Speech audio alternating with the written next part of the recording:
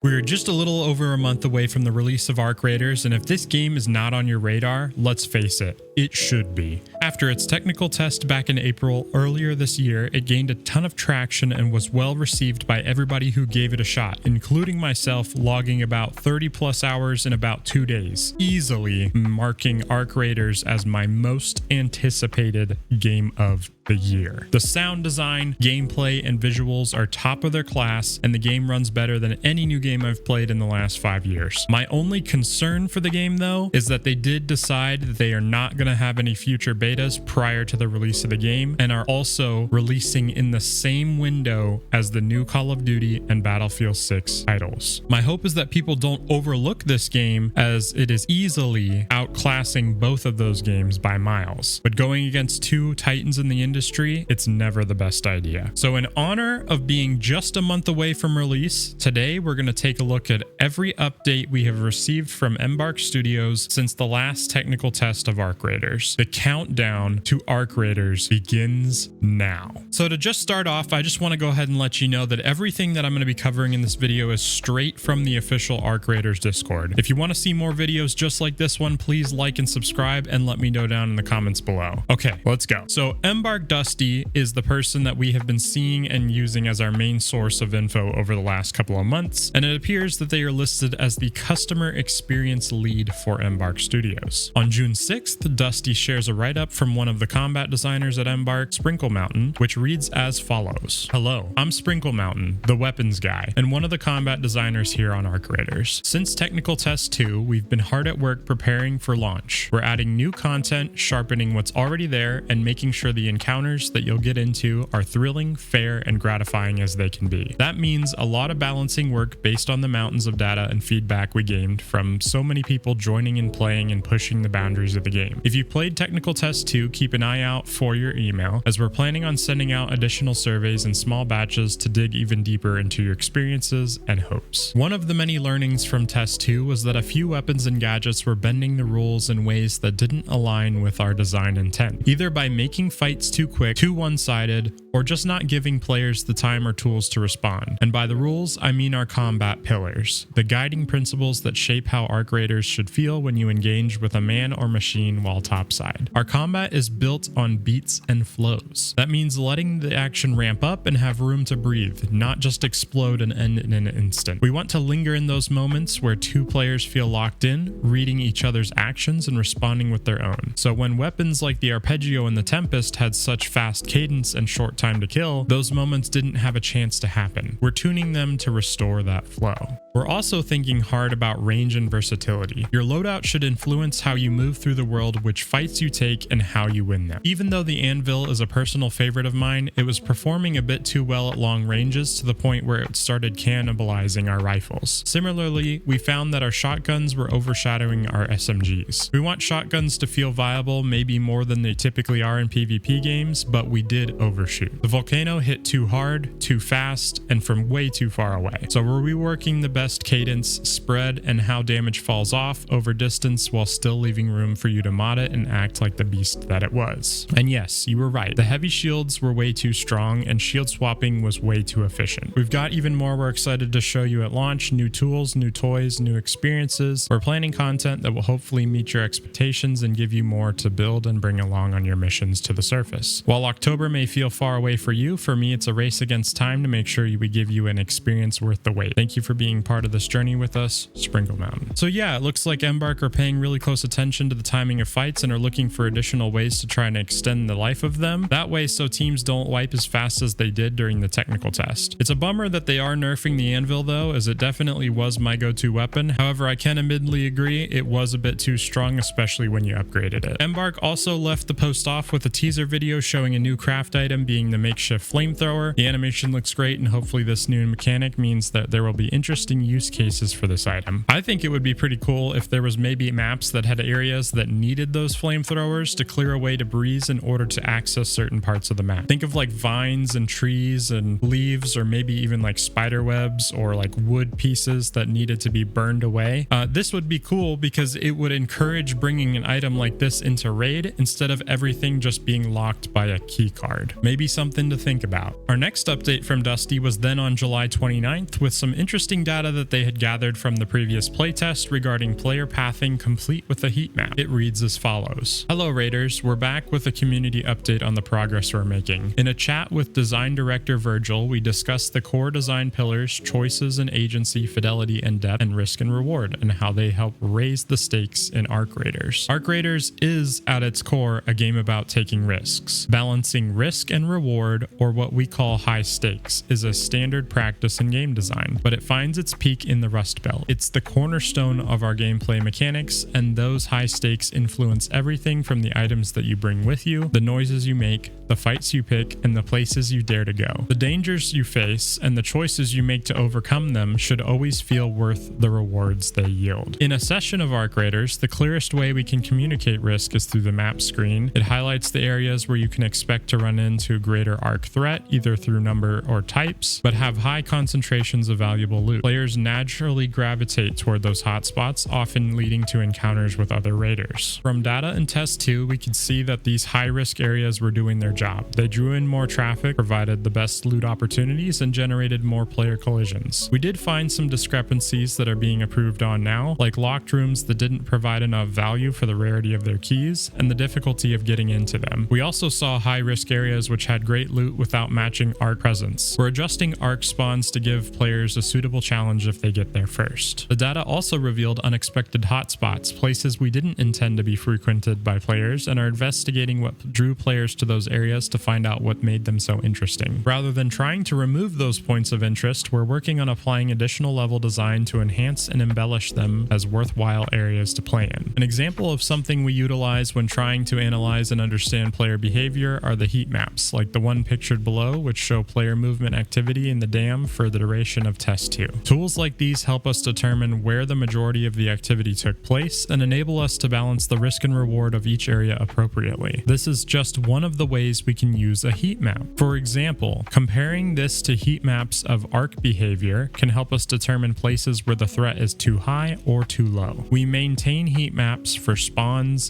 deaths, loot actions, arc spawns, arc deaths, PvP damage, PvE damage, extraction starts, successes, and failures, and so much more. As we continue on our journey toward launch, insights like these are vital in making sure we ship the best possible version of Arc Raiders. This for me was a really interesting post, and it's good to see that they're taking the effort to actually make sure the maps feel good to play, and that they are trying to assess if there's areas of the map that are uninteresting or never utilized, and hopefully encourage them to make changes to those parts of the maps and make them more interesting so players will go there. I don't know about you, but it appears that the dam heat map looks pretty evenly distributed to me, and I can attest that map actually did feel pretty good most of the time, with the only exception being the testing annex extraction. It is literally camped all of the time due to the testing annex overlooking the extract, and more hostile arcs are always in the area, so that place is extremely dangerous to use in comparison to all the other extracts. However, this wasn't the only discussion during this day's post. Embark then goes on to talk about hatches. It reads as the following. Another high stakes situation in every trip topside is how you find your way back to Speranza. It's time to extract, and once again you'll turn to the map. Our main extraction points have no direct cost to use, but they draw a lot of attention from both Arc and other players. The longer you stay in a session, the number of available extractions steadily diminishes. Ultimately, it's up to the player to decide whether to chase more rewards at the cost of fewer and riskier ways out, or to escape safely with lighter bags. Of course, there's another way to extract: Raider hatches. Hatches require hatch keys, which must be purchased, crafted, or found. The cost of using hatches means we can make them relatively quiet, quick, and place them in areas with less foot traffic. From data in Test 2, we saw that these hatches were a very popular choice. In fact, high-level players used hatches a whopping 40% of the time. This is far more often than intended. Hatches, while safer, are also just more boring to use, and they provide a 3-for-1 deal when extracting with a squad. We want heart rate rates to go up when trying to extract, and that can't happen when you can always quietly drop into a hole in the ground. This means we need to rethink how hatch keys are acquired and make sure that using one is a choice that needs to be carefully weighed, not something that you can rely on for every extraction. Leading up to launch, we'll continue to redefine and balance extractions, loot areas, spawn locations, drone compositions, and the many other things that one can encounter topside. A well-balanced mix of risk and reward is the key to the core heart-pounding experience we plan to deliver with Arc Raiders. Every decision you make and every second you spend outside of Speranza should feel important, because each one could seal your fate, the Arc Raiders dev team. So yeah, I do kind of agree with this post as well. Hatches were an interesting mechanic in the beta, and I can see where they could be a bit overutilized. It's going to be a tough one to balance, I think, though, as it would kind of suck for every person to have a key on the squad to go through them, but it does take out quite a bit of the risk if everybody can just use these hatches whenever they would like. I'm interested to see how Embark does navigate this issue, and they may need to maybe take a page out of Tarkov's book, and maybe there should be extra steps to set up the hatches for use, like maybe turning on power or something somewhere else in the map and having a short window of time in which the hatch is actually available before it will shut back down. This will make it so that even though you have a hatch key, there is still going to be additional risk because you will have to go complete these other portions in order to utilize the hatch. I don't know, just something else to think about. Obviously, they're going to come up with their own ideas. Hopefully, whatever they come up with will be fair, fun, and still good to use. Then, a couple of weeks later, on August 11th, we did get our next update. However, unfortunately, it was a bit of disappointing news. I am very happy that they are still hard at work preparing the release of the game, but I think that this post was a bit of a missed opportunity to generate some hype just before releasing, especially since one of their competitors, being Battlefield 6, just came off a majorly successful weekend of testing just a week or two ago. This post reads as follows. Raiders. The team here in Stockholm is in full gear getting ready for release on October 30th. Our focus is now on polishing and expanding the experience and putting all of the learnings from Test 2 into action ahead of release. Just so you know, we're not planning on additional public tests before launch. We've learned from our last announcement that it's crucial to keep expectations in check, so we're also wanting to be clear that we won't be at Gamescom. Don't worry, our launch campaign will kick off before you know it. We'll have many more updates for you in the lead up to launch. Thank you for the support and your encouragement we've been sending our way. It means the world. Honestly, I was pretty bummed about this, as I think that it will eventually hurt them in the long run. I think that they really should be doing something to help generate a little bit of hype, especially because it has been quite a long time and a lot of announcements have come out in between the last playtest and now.